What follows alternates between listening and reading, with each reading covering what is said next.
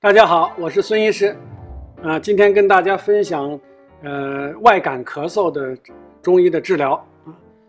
那么现在已经是快到12月份了，咳嗽的病人就越来越多了。那么西医治疗咳嗽，它就几个方法。第一个的话就是这个止咳糖浆，有含这个可待因的这种止咳糖浆啊。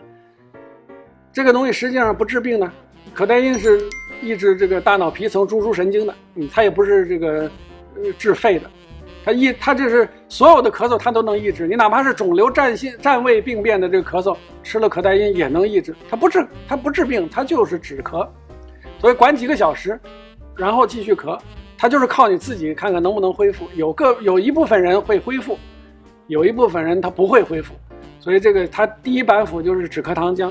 它还有一板斧的话，抗生素大家知道，这个中国人翻成抗菌素啊，抗菌素是比较准确的翻译，但是人家原来的这个 antibiotic 这是抗生素的意思，实际上它只抗菌，不抗病毒。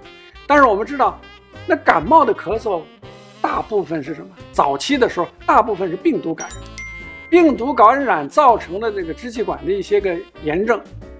它不是细菌造成的，所以抗生素多半都不会有作用。抗生素如果有作用的，那是因为它继发了细菌感染，那细菌感染造成的这个咳嗽，抗生素用上去马上就管用啊。所以为什么有些个它管用，有些不管用？那不管用的那都不是细菌感染。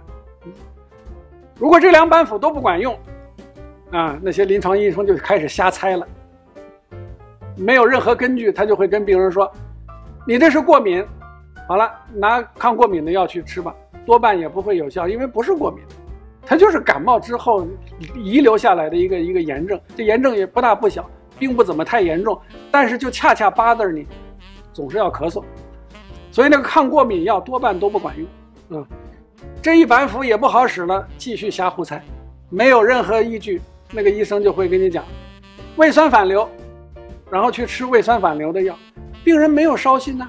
没有胃酸反流，什么叫胃酸反流啊？就是你自己会觉得这个酸水泛上来了，或者自己觉得这个胃里不舒服、烧心，这是胃酸反流。严重的胃酸反流那个胃酸会从鼻子、从嘴里喷出来啊，那才胃酸反流啊。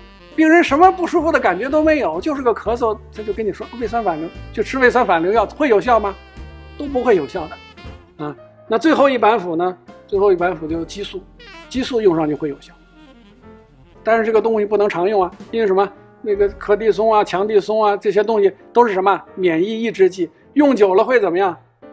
用久了这人呢越来越累，然后越来越容易感冒，免疫抑制剂嘛，所以这个不到万不得已的话，不能轻易用这个激素，而且激素一用上去以后，其他的中药、西药、常规药物就很难再起作用了，就很难再起作用，所以我奉劝大家呢。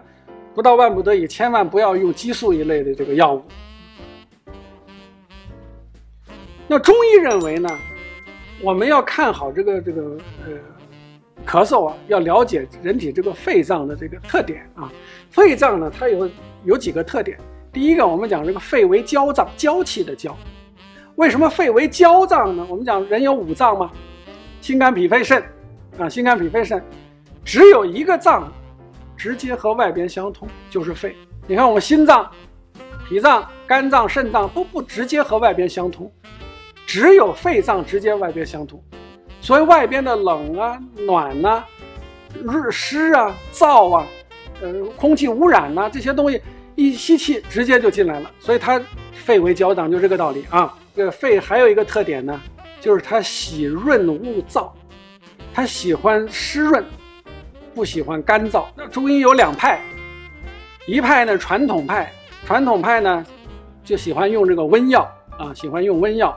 他说你这咳嗽是寒嘛，就用温药，效果轻的管用，重的也不行。那还有一派呢，就是这个新潮的这个派，新潮派呢，是现代派，它实际上是被这个西医的观点影响了的他喜欢用清热解毒的药，喜欢用清热解毒药，喜欢用抗病毒的、抗菌的这些药，更不会有效了，更不会有效。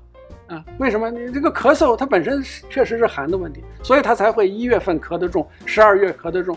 那么大冷的天，他咳嗽，你用这些清热解毒的药怎么会有效呢？不会有效。不是说中医不能抗菌、不能抗病毒，而是说这个肺这个地方有寒的情况下，你那些寒的药呢，都到不了肺这个地方，都走了肠胃，最后拉肚子都拉出去了，根本就到不了该去的地方。所以纯粹的这个传统派和纯粹的这个西化派都治不好咳嗽，就是他们没有了解咳嗽一个最基本的一个病理特点，就是它是个寒热错杂的问题。典型的来讲呢，就形象的来讲，它是寒包火。什么叫寒包火？就是说这个肺和这个身体，整个的身体是受了寒了，可是发炎的那个地方是有火的，所以寒包着这个火，所以你纯粹用温药，纯粹用凉药都解决不了问题。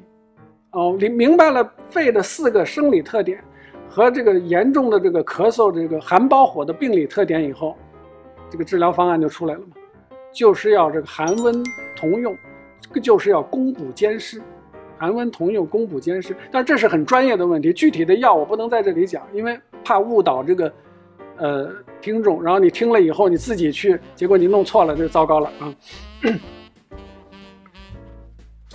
那么我们治疗的话呢，病人呢还要配合啊。我看到很多这个冬天来找我看病的这个病人啊，尤其是女孩子，穿个超短裙，穿个这个露肩露背的衣服，大冬天的就来了，找我看什么？看咳嗽。我说你穿成这样，谁能看得好你这咳嗽啊？所以想把咳嗽治好，第一个是什么呀？保暖，保暖。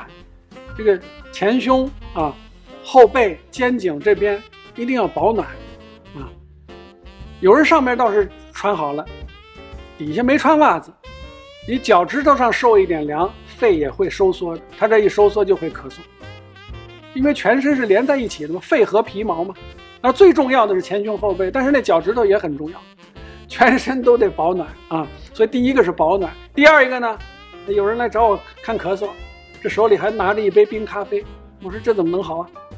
这寒气到了胃，胃和肺这经脉都连着的，所以这个第二一个就是忌冷饮，想看咳嗽就忌冷饮，冰水、冷水啊，什么冰啤酒、冰咖啡，这个冰的可乐、冰的 juice 也不行啊，冷水就不能喝。你喝热茶、喝姜汤多好，干嘛要喝冷水啊？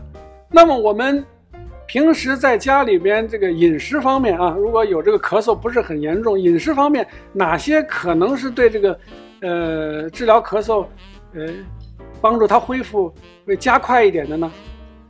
我跟大家讲啊，最好的一样东西，姜汤，就是生姜红糖水啊。这个姜呢多放一点啊，不要就切那么2、3片，你切一大块，大概1两左右吧。切成几片，然后你这个熬一碗，然后你分几次喝。要喝到什么程度呢？要喝到微微有点发汗，这个才有帮助啊。当然，这个干姜作用是有限的，生姜作用是有限的，实际上是干姜最好。但是你家里边都是生姜嘛，你就这么试一试，生姜红糖水啊。这个另外这个如果家里边有这个川贝啊，这可以试一试。这个如果是秋天的这个咳嗽，秋燥的这个咳嗽，我们可以试一试这个梨子炖这个冰糖啊，可能有一些个帮助。好。